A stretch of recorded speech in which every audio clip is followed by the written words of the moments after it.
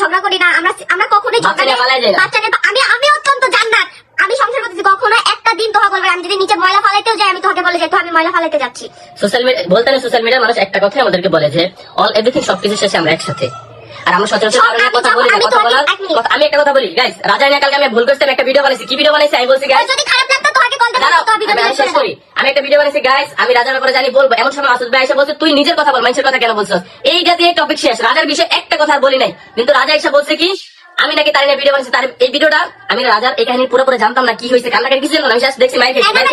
দাঁড়াও, আমি এত সময় নেই ভিডিও দেখা, আমি কথা বলি তারপর বলো, তুমি কথা বলো না। রাজার যখন সে ভাইরাল হয়েছে তখন আমার একজন বলছে যে রাজা আর এরকম হয়েছে, মাসুদ খানের এখানে গেছিলাম। পরে আমি ভাবছিলাম কি হয়তো মজা করতেছে কোনো কিছু, আমি জাস্ট ফান করে একটা ভিডিও বানাইছি। ভিডিও শেষে বলে দিচ্ছি কেউ সিরিয়াসলি নেবেন না, এটা জাস্ট মজা করে বানানো। ওই শালাপুর ছালারা এই ভিডিও দেখা, এই ভিডিও তো মনে পুরো দেখে না, গাঞ্জা নেশা মেশা করছে মনে হয়, দুটো মনে নেশা করছে, নেশা করে পুরো ভিডিও দেখে নাই, না দেখে উল্টাপাল্টা শুরু করে দিচ্ছে, উল্টাপাল্টা বকা শুরু করে দিচ্ছে। আর ভাই ভিডিওটা দেখবি, ইভেন আমি রাত 12টা 3টার দিকে বাসে আসি কালকে আমরা সবাই মামাতে যাই খাওয়া দাওয়া করার জন্য। আর আমাদের এক খাবার টেবিলের যে বিল, এই বিল যেহেতু রাজার সংসার চলবে এক মাস যা। হ্যাঁ, তো কালকে আমরা খাওয়া দাওয়া করে বাসে এসে বসছি, বসার পর আমি রাজার লাইফটা দেখলাম, দেখে আমি কান্না করতেছি। দেখে আমার খুবই খারাপ লাগবে, কারণ রাজা একসময় আমাদের সাথে চলছে।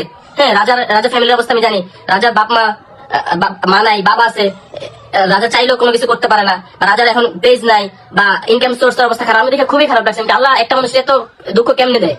এই মানুষটা এক ঝামেলা হয়েছে, এখন এই আরেক ঝামেলা করতেছে। আমি এই দুঃখে এই কষ্ট ফিল করে আমি ভিডিওটা সাথে সাথে ডিরেক্ট করেছি। আল্লাহর কসম রাত 3টা বাজে আমি ডিরেক্ট করেছি। আমি জানাতে জানা এটা ভিডিওটা মজা করছে, আমি ডিরেক্ট করে দেবো। জান বলছে না মজা তো মজা থাকবে, আমি বলতেছি না। তারপর মানুষের মজা নিয়ে কথা বলা আমার ভুল হয়েছে, খারাপ সময় মানে বলাটা ঠিক হয় না। আচ্ছা আমি ডিরেক্ট করে দিই, সাথে সাথে আমি ডিরেক্ট করে দিচ্ছি। মেসেঞ্জারে দিয়ে অনেকগুলো মেসেজ পাঠাইছে, মেসেঞ্জার দেখতে পারে মেসেজগুলো আনছেন, তারপর হোয়াটসঅ্যাপে মেসেজ আনছেন। পরে আমি তো জানি না এই কাহিনী লাইভে সাথে কিছু বলছি, আমি কল দিছি। আমি জানতাম না, আমার একটা ফ্রেন্ড আমাকে কল দিছে, বলার পর আমি বল দিচ্ছি ভাইয়া দেখো তুমি তো আমার সব জায়গায় গালাগালি করো, আমার গালাগালি করো, আমি কিন্তু তোমার খারাপ চাই না, তোমার সবসময় ভালো চাইছি, তুমি ভালো থাকো।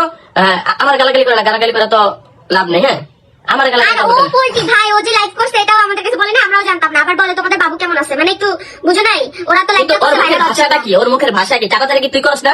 জানোয়ার তুই করস না? তোর বাচ্চাকে এমন হয়েছে কোন ধরনের কথা? প্রত্যেকটা ম্যারিড কাপল হাজবেন্ড ওয়াইফরা কি করে, এটা কি এসে তো বলতে হবে? আর বাপ মা কি করায় দেখছ? তোর বাপ মা কি তোর কি আকাশ থেকে ফেলায় জন্ম দিছিল? কোন ধরনের কথাবার্তা বলেছে এগুলা? মানে যাদের শিক্ষা নাই, পারিবারিক যোগ্যতা নেই, তাদের একমাত্র অবস্থা।